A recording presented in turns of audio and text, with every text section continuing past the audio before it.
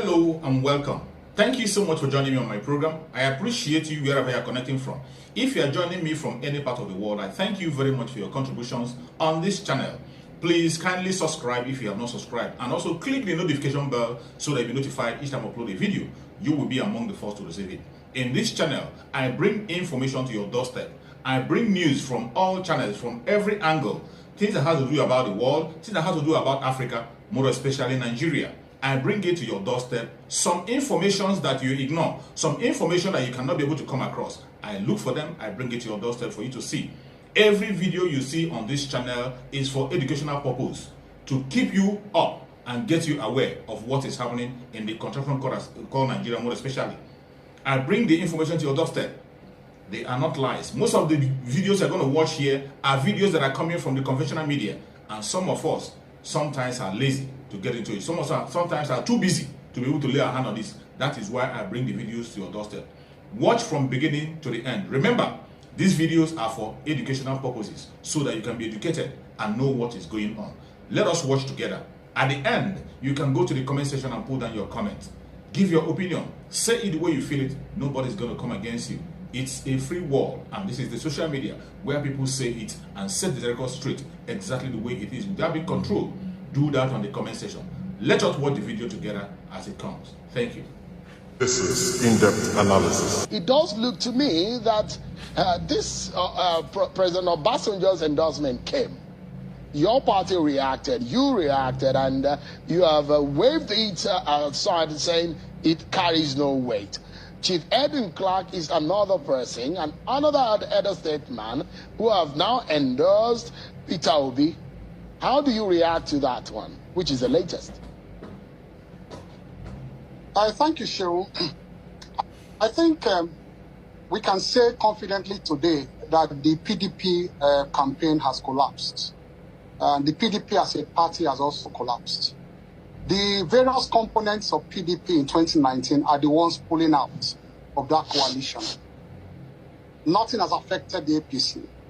If you look at 2019, go back and look at 2019. Every single component of that coalition they formed, both inside and outside the party, against the APC, have virtually collapsed. The PANDEF endorsed Atiku in 2019. Edwin Clark is a member of the PANDEF. Ohanaeze endorsed Atiku in 2019. Obasanjo endorsed Atiku in 2019. Afenifere endorsed Atiku in 2019. Middle Belt Forum endorsed Atiku in 2019. I know all of these groups. I was the returning officer to Mr. President and the APC in 2019 at the International Conference Center. So, of course, we are very much concerned about the results coming from different parts of the country, and I can tell you the results, off by heart.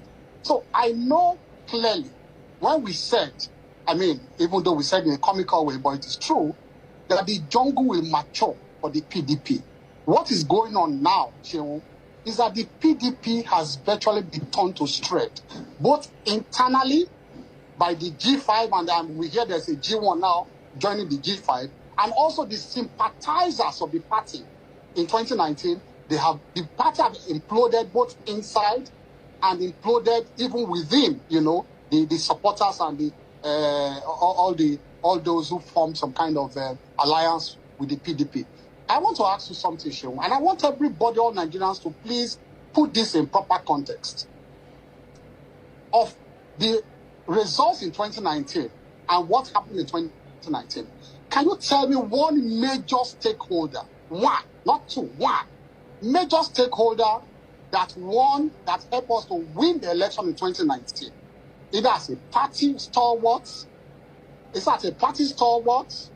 or as perhaps a governor of the party, a sympathizer of the party that won the election in 2019 that has pulled out now and said they are not supporting us. Not one. Not one. But PDP, the various factors we have now that have upset the political terrain, which is Peter Obi and Kwankwanso, they were the components of PDP in 2019. Those are the two major factors now that have upset the political terrain now. The entry of Peter Obi and, of course, the NNPP, Kwankwaso. Those two factors here, who were they part of in 2019? So we can confidently say that the wheels of PDP are falling off one by one. Both internally and externally, the PDP has collapsed. So the recent endorsement of Edwin Clark, for me, I don't take the view, that some of even my colleagues took against Obasanjo, pillorying him. And I'm excited by these endorsements. I'm excited by the endorsement of Obasanjo against Atiku and for Peter Obi, because the endorsement of Obasanjo is not against APC, it's against Atiku. Because he supported Atiku in 2019. He was also a boss to Atiku. Like if you heard what Gerson Wiko said, he said it is a tragedy that your former boss, who should mark your scripts, who should give you a pass mark, has decided to endorse somebody else. In other words, Obasanjo's endorsement of that ticket in 2019 was because of Peter Obi. Was not because of Atiku. So right now, Obasanjo has followed Atiku, has followed Peter Obi away from PDP, has followed him to a Labour Party. Edwin Clark, who endorsed Atiku in 2019, has followed Peter Obi from PDP to Labour Party. What is the effect on the APC? It has just made the path to our victory clearer.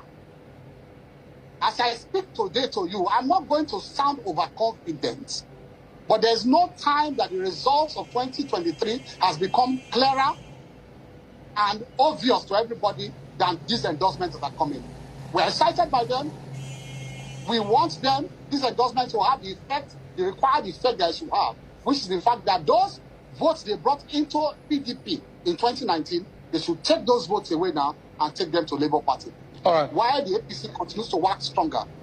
So let me ask you, because there are permutations here and there where the G5 governors of the PDP, the integrity governors of the PDP, where they will ply their trade on where they will be supporting for the presidential election, because we have heard Governor Wike, who had clearly told his supporters in a live television telecast that, look, support so the PDP in as a governor, support the PDP for Senate, but for the presidential race, he said they will come back to them to tell them.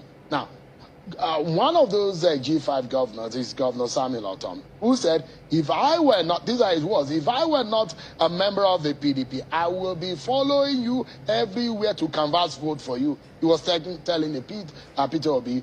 But I understand that there was some excitement within your camp that the G5 vote or the G5 are siding with you guys. Now, with indication coming from the mouth of Governor Ortom, it looks to me like he's in the negative. No. So, look, I want to let all Nigerians know this, including the APC supporters especially. We want to address our base. Either way the G5 goes, it's a win-win situation for the APC. Either way. Because this G5 is a component of the PDP. It's a strong component of the PDP. They are governors of the PDP. So if they go to Peter Obi, win-win for APC. If they come to us, plus again, win-win. Anywhere they go, except Atiku, is a win-win for us. Because even the votes they are taking to Labour Party will also not give victory to Labour Party. Look, the praise we are having for Labour Party is a contextual kind of praise. It's not the kind of praise that we think they will use to win the election. It is just the type of praise, the type of hype that is contextual in the sense that this is a young party. Peter Obi went there in the last 5 or 6 months or 7 months, okay? And they are doing well, better than expected. It's not that people will expect them to win. No, Labour Party will not win. I can bet with anything that is precious to me on earth. I can tell you, and I'm that confident. I put it down that they will not win. But it's in a context. I mean, flip it to the other way around. Flip it the other way around. Say, APC, for example, wakes up tomorrow, they lose support of all 21 governors. They don't have any governor supporting them. They don't have any senator supporting them. They cannot fill all senatorial. They can only fill only 30% of senatorial seats. That is what Labour Party has been able to do, about 30% of senatorial seats and House of Rep seats. They don't have candidates in more than about 70% of the seats. Okay? So flip it tomorrow and that happens to Ross APC. and then that 3 elder statesmen are the only ones endorsing us. Adebanjo, Obasanjo, Edwin Clark. That is the only support APC, wakes up tomorrow to see on the ground. People will say we have failed. As a party, people will say APC has failed. How will you not have support or candidates in 70% of, senatorial seats or House of Rep seats? How will you not have support of any governor? Because these are structures in party that deliver elections. If you flip it tomorrow, you know that you will say APC has failed. But why are they not saying that Labour Party has failed? Despite the fact that these are the very porous kind of support they have. It's because that for the short time that Peter Obi has gone there, they have done well. So it's in a context. It's not that people expect them to win. No. The race before now has actually been between the APC and the PDP. But as I speak to you now today, PDP has collapsed, completely collapsed. If you look at 2019, and look at now, 2023, demography does not change drastically overnight. Remember, I used the word advisedly, drastically. There's some settled demography of this country. And since the numbers are not adding up again in the South for PDP, they have lost Southeast virtually. It's our big factor. South-South, the destruction of West Wiki and the rise of APC in the South-South. And for the Southwest that has, Asiwaju on the ticket that we have always won the Southwest since 2015. Put together. Okay? Now, the numbers are not adding up for them. Now, if you look at their campaign so far, the PDP will continue to tell you that they are hoping, it's just hope upon hope, that there will be some kind of upheaval in the North, some kind of reversal of fortune. They are just some kind of betrayal of Asiwaju. All their hopes rest on the betrayal of the APC. All right. So let me. You're saying endorsement, but some of these endorsements have come also with a markdown for those who did not get the endorsement, especially your party. If I take some of the words of Chief Edwin Clark before I go to maybe I should even, in fact, go to former President Obasanjo. You are a 7th minister.